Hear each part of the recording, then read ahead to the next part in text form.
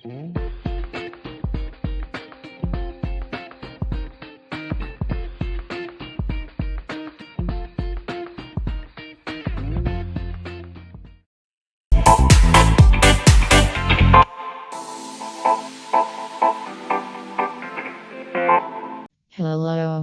Welcome to a new reflection video by PCUA.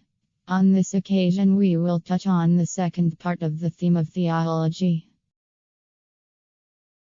First of all, it is necessary to say what is a theologian. He offers an important service to the church because he is in charge of systematizing the doctrine and teachings of the Bible, explaining them in a language adapted to the time.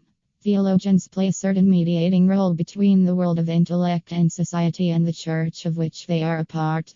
They are not, however, mere intellectuals. The ecclesial theological office is closely linked to the functions, also ecclesial, of the worship and government of the church. A theologian is a Christian who knows his faith well, teaches it to others, and teaches it to others, defends and reflects on it on the basis of the Word of God and human reality as universal places of reference. The theologian does not consider it his duty to say new things, but to say true things, derived from the inexhaustible riches of the gospel as it is refracted in the life of the world at every historical moment. The first theologians appear in the church among the cultivators of Platonic philosophy. There is then a living awareness that rationality is a component of authentic religion, and that the oblivion of God is the perversion of intelligence, if being intelligent is equivalent to knowing reality. Theology was born as the discourse about gods, as Plato tells it in his famous dialogue Republic of the year 379. The discussion deals with the need that the state has on myths so that young people are educated correctly, hence the need to talk about gods telling how they are, not how they are not. The theologians of the first 3 centuries of Christianity are in the most distinguished lay intellectuals, such as Justin, Clement of Alexandria, Tertullian, and Origen.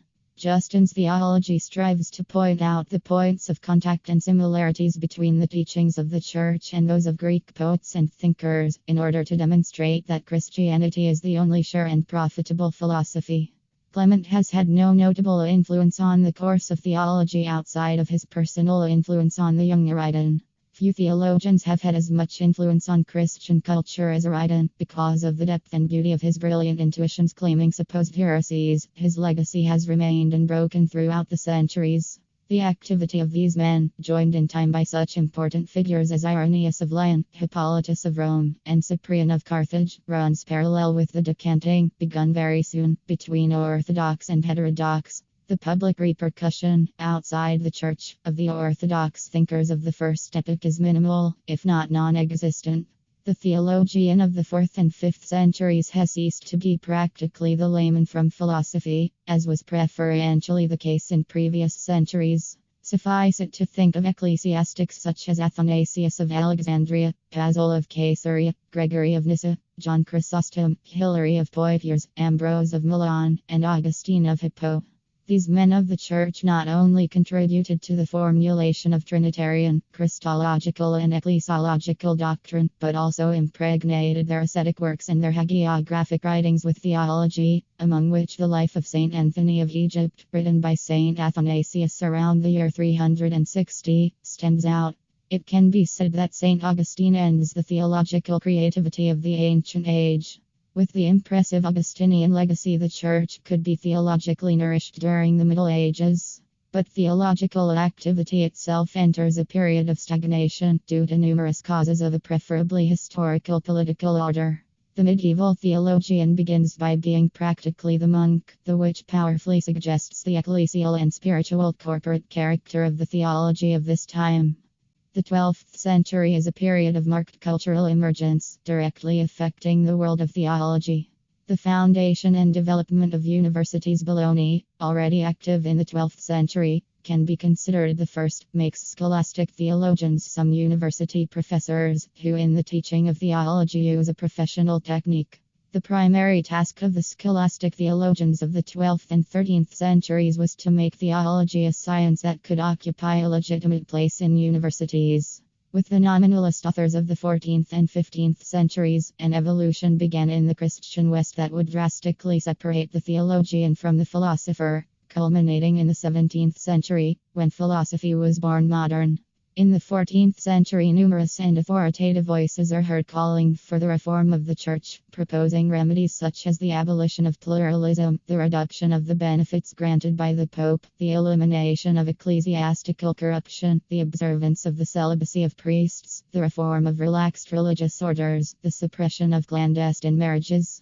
In the Renaissance, the theological individuality of Nicholas stands out. Of Cusa 1400 to 1464, pursues a balance between reason and emotions, which had predominated excessively in the religious environments of the previous century and would lead to spiritual and theological crises. The great historical episode that immediately follows Renaissance humanism, and in part overlaps chronologically with it, is the Protestant Reformation of the 16th century. This religious revolution, one of the most determining events of the second millennium, produces a new type of theologian. From the 16th century onwards, in a situation that lasted until the middle of the 20th century, church theologians were for the most part expositors and teachers of Catholic doctrine, that is to say, of the nuclei of the Christian faith, expressed through authoritative school opinions that had achieved a certain consensus. This consensus is of great importance as a theological place or criterion for determining what the doctrine of the Church is in a particular aspect of the faith. The theological 20th century is a period punctuated with monographs and religious essays, a sign of a new situation and of a theological activity that tries to be porous to the cultural world. In this succinct balance of theology in the 21st century, we can see, therefore, that the basic and most urgent problem is that of truth. In a changing world where religion and its symbols are excluded from the sphere of the private and individual, and secularist in the sense that it is intended to deny the right of the religious community to pronounce on moral problems. Finally, theology is done first of all for the Church and Christians, but the theologian also speaks to all men and women on the planet. He claims without arrogance for his discourse a content of truth and disinterest, called to enrich the listener with evangelical energies and criteria. Although society may sometimes treat theologians as a people living on a reservation, your message is not meant for privacy. The theological self is a social self, whether or not the theologian himself wants it. The task is sometimes to question the images, the speeches, and the justifications for power. He is not necessarily a peacemaker, nor is it conducted or spoken according to political correctness. He knows that must accept risks and misunderstandings for love of the gospel and truth that it contains.